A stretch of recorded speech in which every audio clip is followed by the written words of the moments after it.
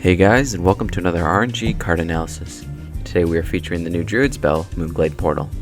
The 6 mana spell that heals for 6 and summons a random 6-drop is actually seen play, mainly as a one-of in either Token, Beast, or even Malygos Druid.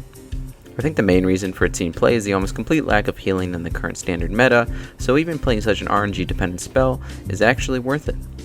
As you can imagine, there's a lot of variance in the 6 cost minions, so hopefully this video gives you a better idea of what good and what bad minions you can get.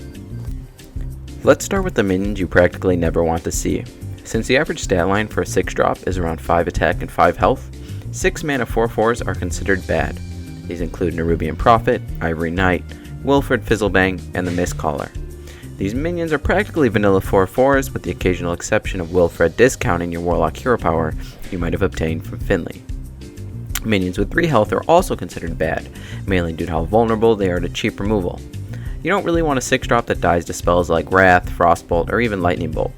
The weakest of the 4 is the weakest status 6-drop in the entire game, Corrupted Seer. Other 3 health minions include Kidnapper, Moat Lurker, and Justicar Trueheart. There are 3 more minions I would consider bad. The first is Scaled Nightmare due to how unlikely it is to survive 1 turn, let alone more, making its ability truly awful. Bookworm, which doesn't trade well due to its low attack, and Mogar's Champion, who has the ability to make every attack extremely unreliable and risky. Overall, there are 11 bad outcomes out of the total 55 6-drops, meaning there's around a 20% chance to get a weak statted minion, or a minion with a useless or even negative ability. Now we have the average minion you will get when casting Moonglade Portal.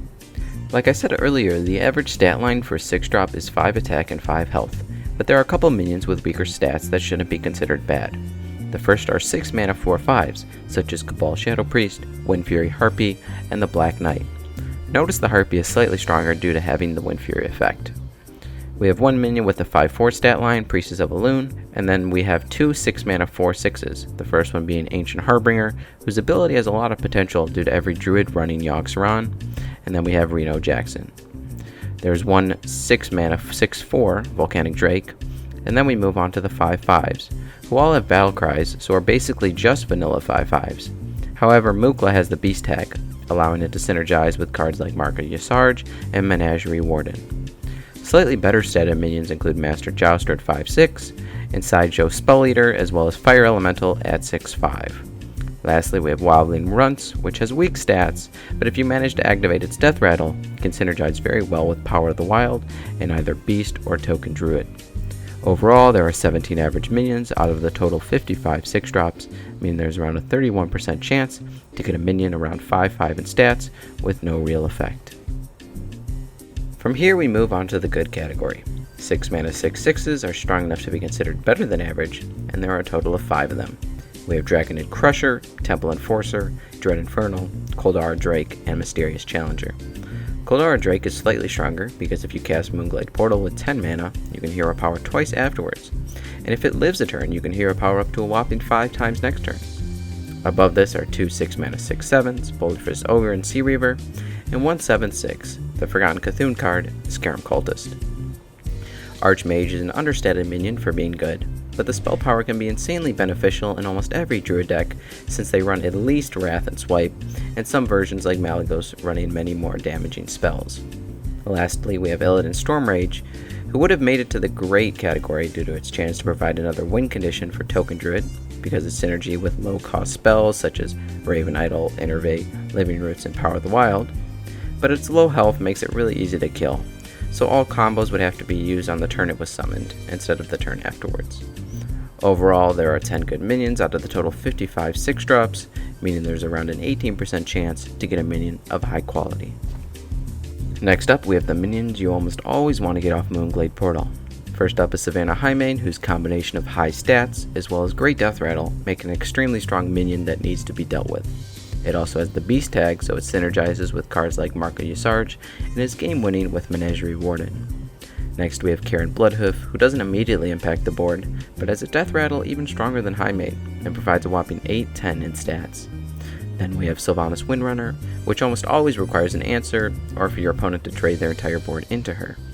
She also has the special ability to make the enemy go face and ignore her, which often leads to game-winning steals the next turn. And lastly, we have Emperor Thorson, which is already run in many druid decks due to high cost minions and wanting cheaper spells for combos. Getting a mana cost reduction off of Moonglade Thorson, as well as the other one you run in your deck, will let you have insanely strong turns later on in the game. Overall, there are 4 possible game-winning minions out of the total 55 6-drops, meaning that there's around a 7% chance for your opponent to be incredibly salty. Now I know you're all wondering, where is Void Crusher and Both Ram Shield? But worry not, because we have some new categories for minions. The first category are Taunt minions, and they're all grouped together so you know how likely it is to get a minion that lets you get one turn closer to casting your Yogg-Saron. The weakest added Taunt minion is created by Hogger, which is a 4/4 but creates a weak 2/2 Taunt, but at least has potential for infinite value. With 5 health, we have Thing from Below, Lord of the Arena, and Sunwalker, which basically has 6 health due to having Divine Shield, but also has the chance to absorb much more damage. At 7 health, we have Dark Arakoa, and at 9 health, although he's not technically a taunt, we have Both Ram Shield, who will take damage for you. Altogether, there are 6 taunt minions out of the total 55 6-drops, meaning that there's around an 11% chance to save yourself for at least another turn. The next category are Chargers, or better known as minions with charge. At 4 tech, we have Argent Commander, which can either finish off a game or get a very good trade with a stronger, damaged minion. The other 6 mana charger is Reckless Rocketeer, which is mainly good for dealing 5 damage face, but might also be clutch for killing an important minion like Fandral Staghelm when you don't really have any other answer. There are 2 chargers out of the total 55 6-drops, meaning there's around a 4% chance to cheese your low health opponent. The last category we have are just situational cards in general. The first one is Kodo Rider, who might just be a 6 mana 3/5 if Moonglade is played on curve, but has the potential for its Inspire effect to be very beneficial if Moonglade is played past turn 7. Void Crusher might not let you hero power due to the minion killing itself, or may be an extremely clutch way to deal with your opponent's Tyrion while only losing a 1/1 sapling. Gadgetzan Auctioneer can be game winning if you're holding a bunch of cheap spells like Innervate, Moonfire, Wrath, and Living Roots, but also might be a brick if summoned in a minion heavy druid list. The Beast is bad a majority of the time, but since Big Game Hunter got nerfed and it has the Beast tag, it might be a fast way to kill your opponent in Beast Druid. Lastly, we have Skeleton Knight, who might just be a 6 mana 7/4, but has the potential to be a 6 mana 7/4 you play 10 turns in a row against a control warrior since you keep on winning jousts with Yogg-Saron. Each of these situational cards have a 1 out of 55, around a 2% chance to be summoned off a Moonglade Portal. Overall, Moonglade Portal is a fairly risky card to play, since the minion you can get can range from a 6 mana 2/3 all the way to one of the best legendaries in the game, Sylvanas. It's also important to remember there are a decent amount of taunts you can get, as well as some chargers to finish off your opponent. Most of the time, however, it will be a 5/5 minion, which has pretty solid stats, along with a heal for 6. Have fun playing this card, and good luck, because you're definitely gonna need it.